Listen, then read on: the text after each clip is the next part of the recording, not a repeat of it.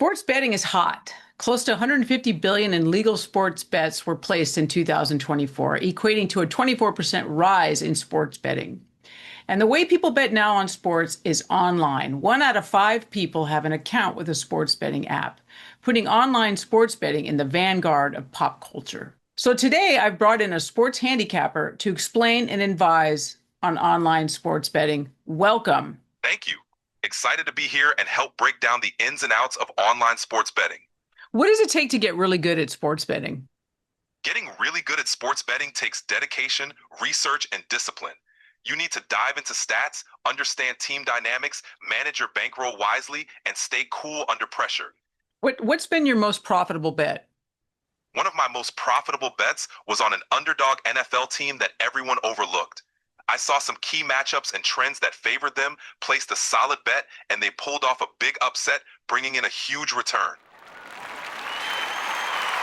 I'm going to take a guess that was a bet you placed against Tom Brady and the New England Patriots. You got it.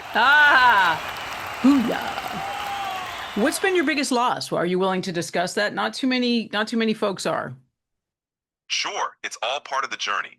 One of my biggest losses came from betting heavily on a top-seeded NBA team that ended up getting upset early in the playoffs. Could it have been the most recent loss and failure of the Golden State Warriors? You nailed it. The Warriors' unexpected struggles caught me off guard and taught me some valuable lessons. They didn't catch me off guard. What are the most important terms I need to learn to get rolling as a sports bettor? The key terms to start with are the money line, which is a bet on who will win. The spread, which is the margin of victory a team has to cover. The over-under, which is a bet on the total points scored. And the vig or juice, which is the fee the sportsbook charges. Once you get these down, you're off to a solid start. Okay, I'm ready to go. How do I even place a sports bet? Like where would I even start? You'll start by choosing the sport and the event you want to bet on. Then you'll look at the available betting options like the money line, spread, or over-under. Just select your choice, enter how much you want to wager, and confirm your bet. Okay, so yeah, oh sorry. So let's say okay, I want to bet on boxing. Give me something I could bet on right now. Absolutely. One big boxing match coming up is Josh Taylor versus Echo Essuman this Saturday. You could place a bet on who you think will win, or even look into prop bets like method of victory or whether the fight goes the distance. What's the spread? Is that what I say? In boxing, there's usually not a point spread like you'd find in football or basketball. Instead, you'd look at the money line odds. Okay, so let's say I want to bet on Echo, whatever. Echo Estimate. What's his name? Echo Estimate. If you want to bet on him and he's the underdog at plus 250, that means a $100 bet would win you $250 if he pulls off the upset. Nice. Yeah, I feel myself already getting like super excited. I can see where this is just like people can lose their minds. Give me okay, I'm interested in this idea of the parlay. Can you explain what a parlay is? Absolutely. A parlay is a single bet that links together multiple individual bets. For the parlay to win, all of the bets within it have to hit. The upside is that the payout is significantly higher than if you placed each bet separately, but the risk is also greater because if even one bet loses, the entire parlay loses.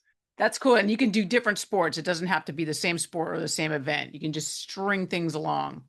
You could create a parlay with the upcoming NBA playoff game, like the Timberwolves versus Thunder, combined with the Europa League final between Tottenham and Manchester United. You could even add in a pick from the NHL playoffs for a 3-leg parlay. You mentioned this. What is bankroll management? It means setting aside a specific amount of money just for betting and only risking a small percentage of it on each bet, usually around 1% to 5%. This way you can handle losing streaks without going broke and stay in the game longer. Okay, so I would look at, the vast amount of money I make on this show and be like, okay, I'm going to take a percentage of that this year, and that's what's going to be my betting money. And then what do I bet? What percentage of my bankroll? Typically, you'd bet around 1% to 5% of your bankroll on each wager, depending on your risk tolerance. Online sports betting apps are really attractive because of their exciting and engaging features. What are some of the features that stand out to you? One Standout feature is live betting, which lets you place bets in real time as the action unfolds. Cash out options are another great feature, allowing you to settle a bet before the event is over to either secure a profit or minimize a loss. Personalized notifications and in-depth stats help you stay informed and make smarter bets. So as you're talking, I can feel myself like being like, wow, that's so cool, and getting excited, right? So obviously these features are starting to engage my sense of excitement. So I'm imagining that that is the biggest mistake bettors make, is that they get too emotionally involved. They bet their emotions. Letting emotions drive betting decisions is one of the biggest mistakes bettors make. It can lead to chasing losses, overbetting, or making impulsive picks.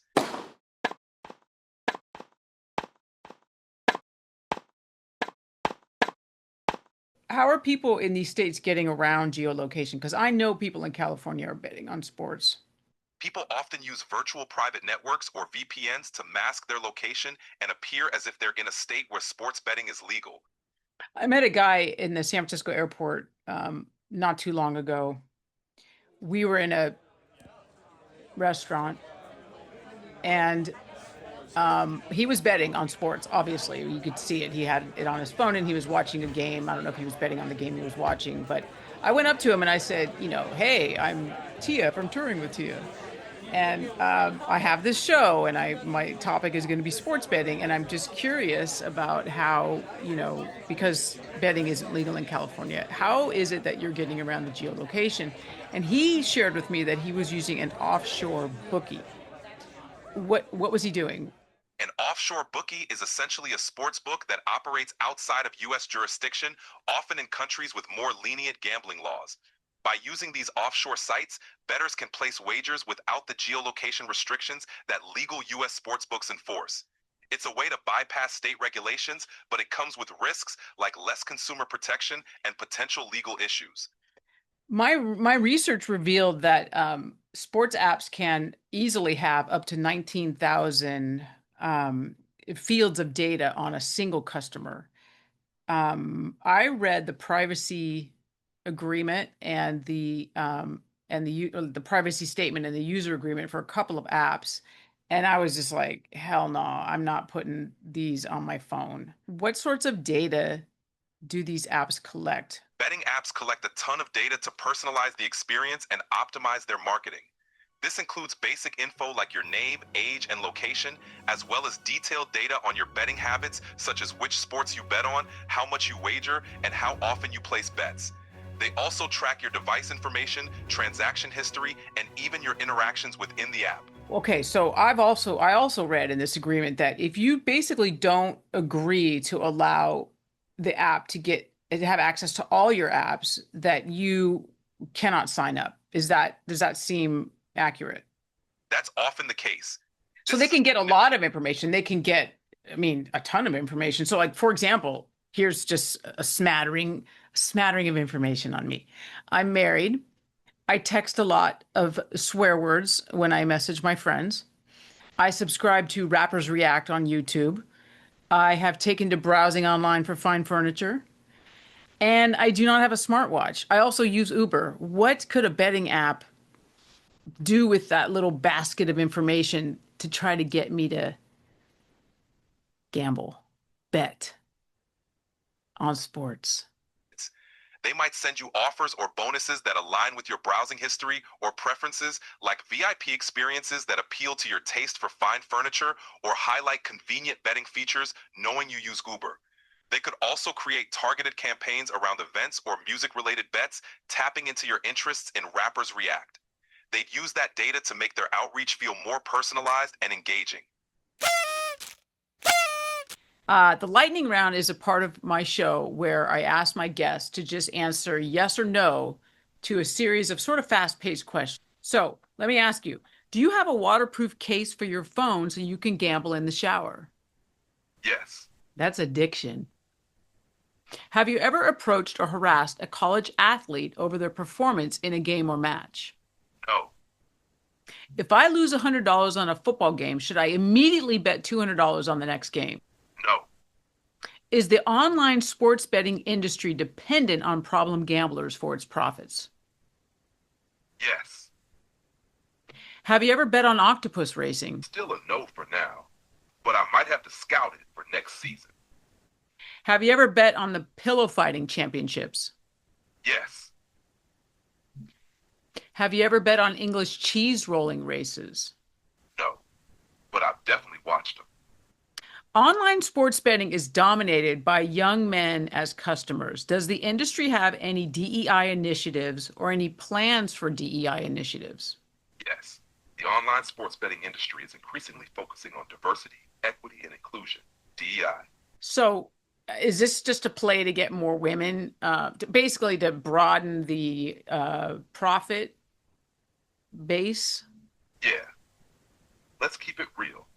Every new demo they bring in is another revenue stream. It's all about that bottom line. The hustle is real. Yeah, so it's kind of a phony initiative. And it's one area I don't think women really want to have equality.